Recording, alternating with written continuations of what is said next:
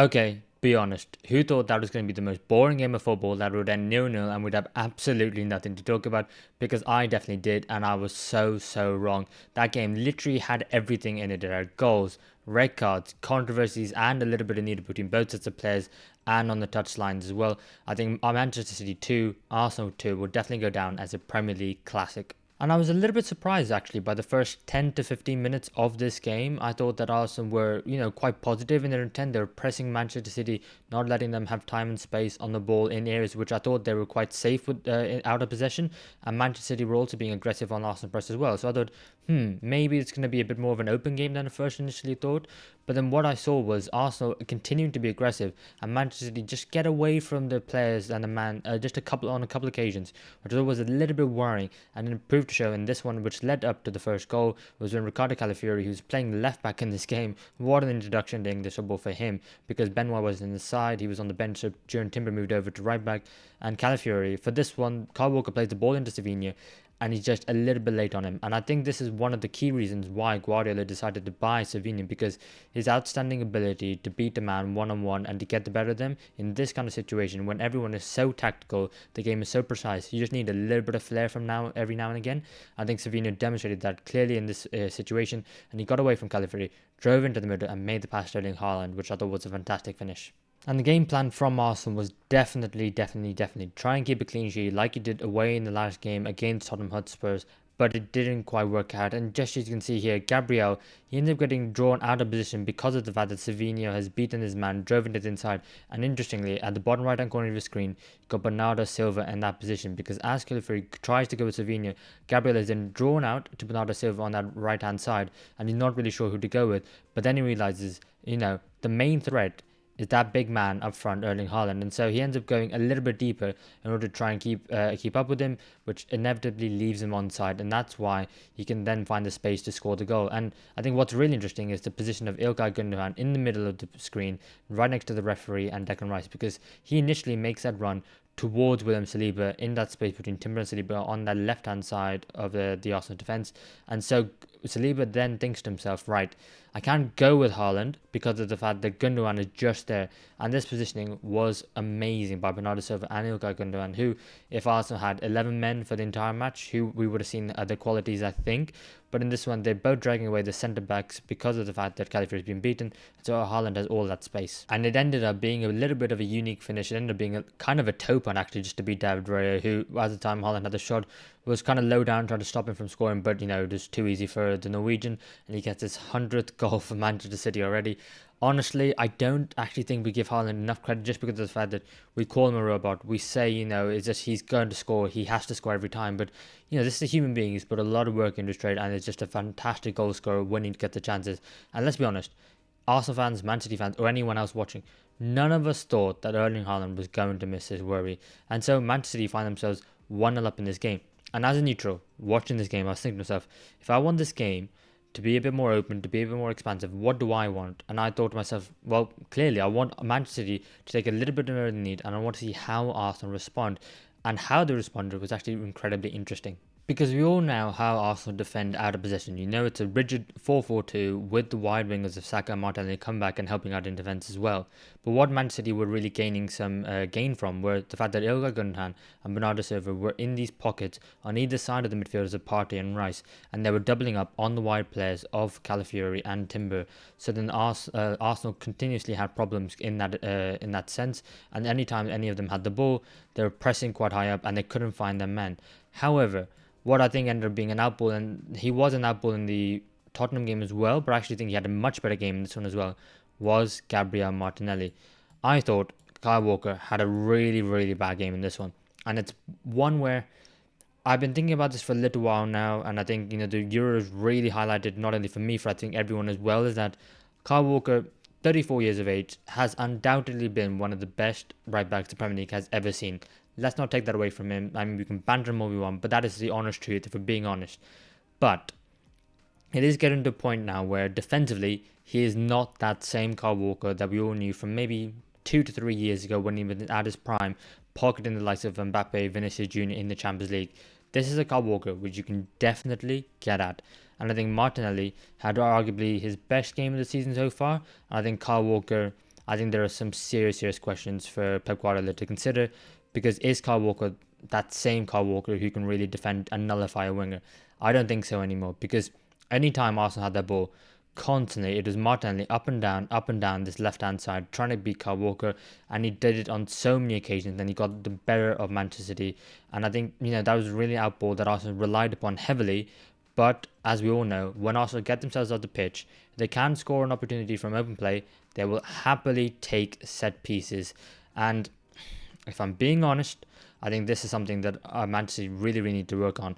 But just before that, I just want to talk about the first goal for Arsenal, which was Calafiori, because if we're being honest, this is where the first controversy of the game starts. I think before we talk about this exact situation, I think context is important.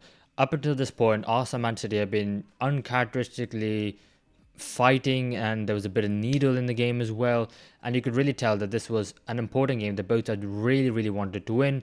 And obviously at this point, Rodri had just gone off the pitch as well, so Man City felt a little bit aggrieved. They felt like they should have had more decisions going their way despite they were 1-0 up.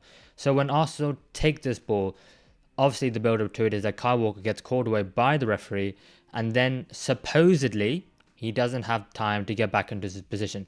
And what you can see from this still is Gabriel Martinelli is off down by the side of the pitch on the touchline on the left hand side, and he is actually the one who's the ball's going to get played to. And in this one, I have no issues with it whatsoever, because of the fact that you could argue that maybe Kyle Walker doesn't have time to get back into position. If you look at it, and if you look at Kyle Walker, the most bottom player on your left hand side of the screen, he is in a perfectly fine position for a right back to be in. And if this was, if you didn't have the context of the fact that he got called away by the referee, I would say he's in a perfectly fine position. In my opinion, I think the Manchester City players switch off and they don't expect Arsenal to be proactive. But not only that, if you look higher up on the pitch in the left back position for Man City, I believe that is Kai Havertz already looking to make a run in behind. So that is clearly something that Arteta has gone right. When it's going to be our free kick in an area, they might expect us to slow the play down, and a lot of people expect Arsenal to do that, find their feet in the game and work their way up the pitch slowly. But no, once we get the ball, in a position like this, we're going to take it and we're going to kick it forward and we're going to surprise them. And that's exactly what they did. Man City were caught napping, in my opinion. And for me, I think this was perfectly fine, and I don't think Man City have any complaints here. Apart from maybe the fact that you could argue that the ball is much further ahead of where the free kick was initially given. But I think as soon as the Arsenal player kicks that ball, you have to just go with it, and you just have to go back and defend the ball. You can't complain. The ball is in play. Go defend your box. Make sure they don't score. And I think, in my opinion, that Arsenal were clever in the situation. I think Manchester City were very poor defensively, and they switched off. That's my honest opinion. We'll come on to some more controversy later on. But for the remainder of the goal, I think Arsenal were fantastic. And like I said, Manchester City get themselves back in a really good position. Walker there is expecting maybe Martinelli to go down the line, because he knows he's got a Savino to back him up on his right hand side. However, what he doesn't realise, the fact that I think similar to all the Man City players, they've all just dropped far too deep into their own box, and because of the fact that they think the free kick has been taken too quickly, they've been caught off guard, which is a running theme in this game, as we'll probably see for the Man City winning goal. But I think in this situation, Savino drops way too deep, way too quickly, and yes, he's trying to help out his fullback, but then he doesn't get out to Calafiori quickly enough. And that strike from Calafiori was just majestic. And if you are Pep Guardiola, I think, if we're being honest, you need to be having a go at your players in this situation rather than the referee, because no Man City player gets anywhere near Calafiori as about to take this shot. And obviously it arrows into the top corner, and Edison is a little bit blindsided, so you can't really get a good view of where the ball is and where it's going to end up. But I think, I would say it's really poor defending by Manchester City. They switched off, and from an Arsenal perspective, I think it was really well worked. Yes, you maybe play the ball a little bit higher up, but I think that the ball is never going to be exactly where the referee gives the foul, and you're always going to try and gain a couple of yards to get yourself further up the pitch. It's the referee's duty to move the Arsenal players back and the ball back if he feels like it's too far ahead. He clearly didn't think so. And so it's those dark arts where you try and gain every single inch and yard, and I think absolutely fine. And I think Man City, they have to defend better. They have to be more switched on. And I think it's lazy defending, if I'm being honest. And after being 1-0 down to a great Erling Haaland and Man City well-worked goal, Arsenal find themselves back in the game and thinking to themselves, okay, fine, now take it easy. You just make sure that you see it out to half time. But then Arsenal get a corner. And then I think everyone watching, everything at home, everyone in the stadium, I think everyone realized it, even the players on the pitch, that oh no, this is a situation which we really need to be careful because Arsenal are great from corners. And this is the warning one before Arsenal actually go ahead and score the goal. And so my issue is that I think Manchester City should defend it much, much better. But on the other hand, there's one thing knowing that Arsenal are great from corners. It's another thing to actually be able to do something about it and stop them from scoring. I think the delivery into the box every time is fantastic. It is exactly what it needs to be. I think the desire of the Arsenal players, and especially the defenders in this situation, to try and get their head on the end of the ball and try and score a goal, I think is fantastic. And I think ultimately, I think as a team, everyone does the job perfectly, blocking runners, getting out of the way. That I don't think that any side in world football, arguably, can do anything about them. You would need prime Stoke to potentially stop Arsenal from corners, and I don't think that there is any side like that at the moment. So, as this ball comes into the box from Bukayo Saka, you know Gabriel is Arsenal's biggest threat from corners, him and Saliba, and you've seen what he did last week in the North London derby. So you try and stop him no matter what. And going into the game, I would expect an analyst of Manchester City to go, right, we've got to stop Saliba and Gabriel. And so you put Jeremy Doku on the corners and to man mark Gabriel. I just think that's really, really poor.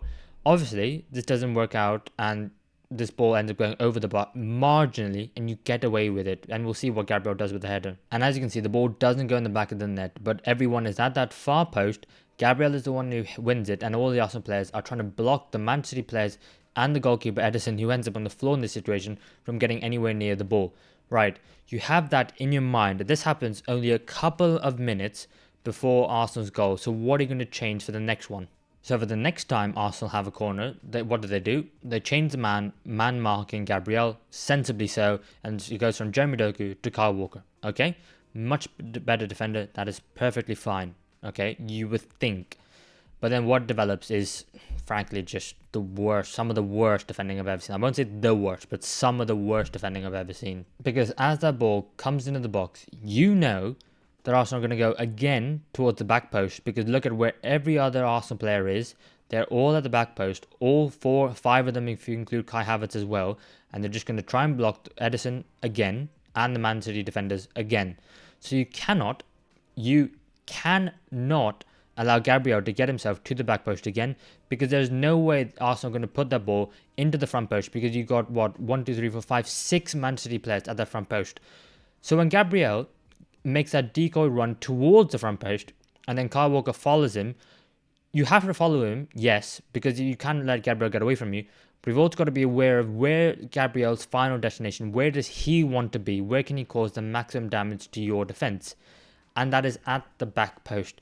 So to get done so easily, like I said earlier, one of the best Premier League right backs we've ever seen, to then get done so badly defensively from a corner so easily, I think is absolutely criminal. And I think this goal, you can put it down to a couple of things. Maybe the Man City players should block him better. Maybe they shouldn't have conceded the corner in the first place. But I think honestly, I think you have to lay the fault of this goal towards Kyle Walker, similarly like I believe I did to Romero last week in the North London derby, because this defending is so poor and it is an individual mistake that cost Man City the second goal. And so we come up to the big controversy at the end of the first half, Leandro Trossard's second yellow card. And on this topic in general about delaying the restart and kicking the ball away, I think there's two things that we need to talk about. Firstly is the letter of the law. And I think the second one is how referees implement that law. So I think firstly, delaying the restart when the opposition want to start a quick attack, I think giving a yellow card for that, I think is correct, right? I think the law itself is right.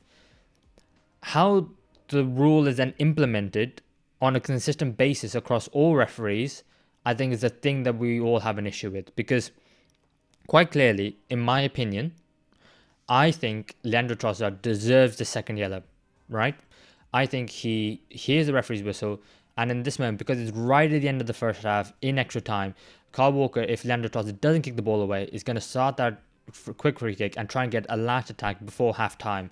And so I think Trossard is trying to prevent Man City from doing that, but he's trying to be a little bit cute about it by kicking it away, far away enough that it's not like completely off the pitch, so it still delays the restart, but also kicking it far away enough that Kyle Walker can start it again. So, in my opinion, Trossard deserved that yellow card, because if he was actually trying to play it, surely he would have taken it to the Kyle Walker's left, his right, and tried to like beat him, or he would have played the ball down here to Martinelli.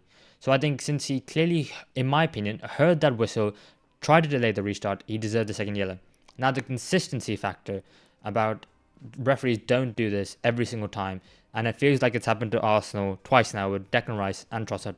On a quick note, I don't think Declan Rice deserved that second yellow for the one against Brighton, because I think it was Joel Veltman was clearly had no intention, and I think that's very important, intention of starting a quick attack. He just wanted to get Declan Rice sent off in that situation. Whereas in this one, my opinion, that Kyle Walker wants to start a quick attack because he wants to get Man City another attack before halftime. And so I think this is right. But I think that there is a consistency issue. And I think context is important because we talk about Jeremy Doku's earlier on in this half.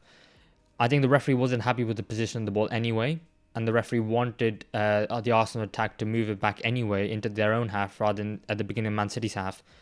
So I think that was right and why Jeremy Doku didn't get a yellow. Only just. This is like minute. But I do see it consistently, weekly in the Premier League. I watch maybe 4 to 5 games a week. I see it every single game. Players kicking the ball away and not getting booked. And I think either everyone has to be booked or no one has to be booked. And this is what I mean about how you implement that law and how do referees go about it. Because I think that it is getting to a point where referees are maybe picking on certain teams subconsciously, not intentionally, because of the fact that Arsenal are away from home, they're winning the game in the moment, and they possibly don't want to start the attack very quickly. So the referee's gone, okay, you're intentionally delaying the restart. Because if Arsenal were losing in this situation, if Man City were 2-1 up and Kyle Walker wants to start a quick attack, there's no way the referee is booking Kyle Walker here. I'm sorry, Leandro Trossard here. In my opinion, I think because Arsenal are losing and because it's so close to half time, Trossard gives the referee an incentive. But I think that it is such... I'm really struggling with this. But I do think that Trossard deserved it. But I do have a massive issues with referee because I think they are so poor consistently across the whole Premier League. And I think this is a wider issue that the PGMO need to discuss internally and sort it out and say we're either doing it for everyone or not at all.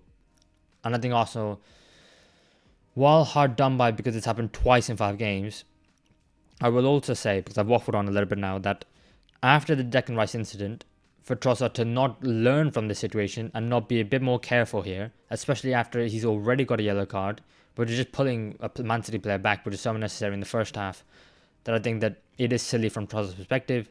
But I do ultimately think that it was the right decision by the referee to give Trossard a second yellow. But the consistencies in refereeing definitely needs to be addressed because it's not consistent. But then as Arsenal come out for that second half, I just think to myself, in world football, what team do you not want to be down against 10 men away from home? I think, you know what, I think most people would say Manchester City because they are so dominant. They've got such incredible wide players to really stretch a play as well. And the technical players that they've got in the middle of the park are so gifted that they will find that space and exploit it. So I thought, what on earth is Mikel Arteta going to do in the second half to try and nullify Manchester City and stop them from scoring? And I thought, okay, maybe you take an attacking player off and you leave your defenders on because you're definitely going to need defenders. You probably leave Thomas Partey, Declan Rice on. You maybe need Kai Havertz for his aerial ability and just holding the ball up. You probably want Martinelli for his pacing behind. So you probably take off Bukayo Saka and you might go something like 4-4-1 or maybe 5-3-1. But the fact that Arsenal ended up playing a 6 and then a 3, to me, I thought was bonkers. Because I thought to myself, you got no outball whatsoever. Every time you go up the field, you're just giving the ball back to Man City and you're giving them possession and just going to come at you with another attack, another attack, another attack. And that's exactly what happened time and time again. But Manchester City genuinely had no answers whatsoever. If you look at the Arsenal players here, 1, 2, 3, 4, 5, 6. You can see them all clearly in a line on the edge of the box, and you can see the 3 Arsenal players ahead of them of Rice, Partey, and Havertz. And Manchester City had no way of breaking this Arsenal side down.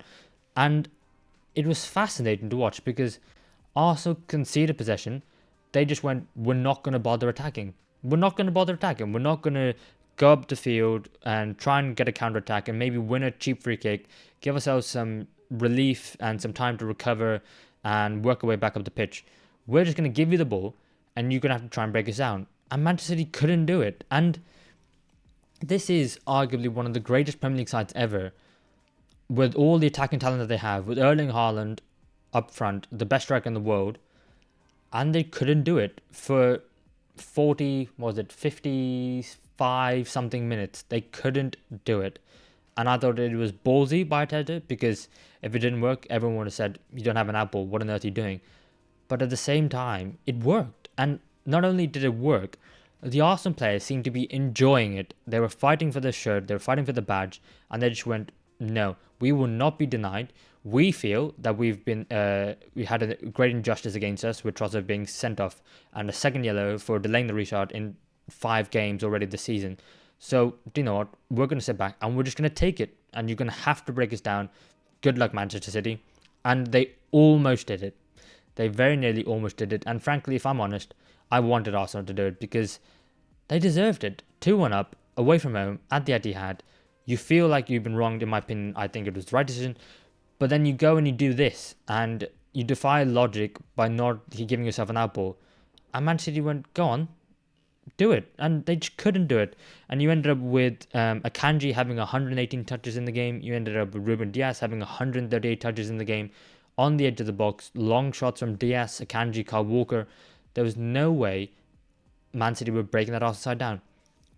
But in the final minute of extra time, they did switch off a little bit, and you do have to give Manchester City some credit for that. And I'm not going to assign any blame to any of the Arsenal players here, because after the second half that you've had, being moved left and right constantly, having to constantly jump out to try and stop a shot from distance, and having to mark your man very closely, it's understandable.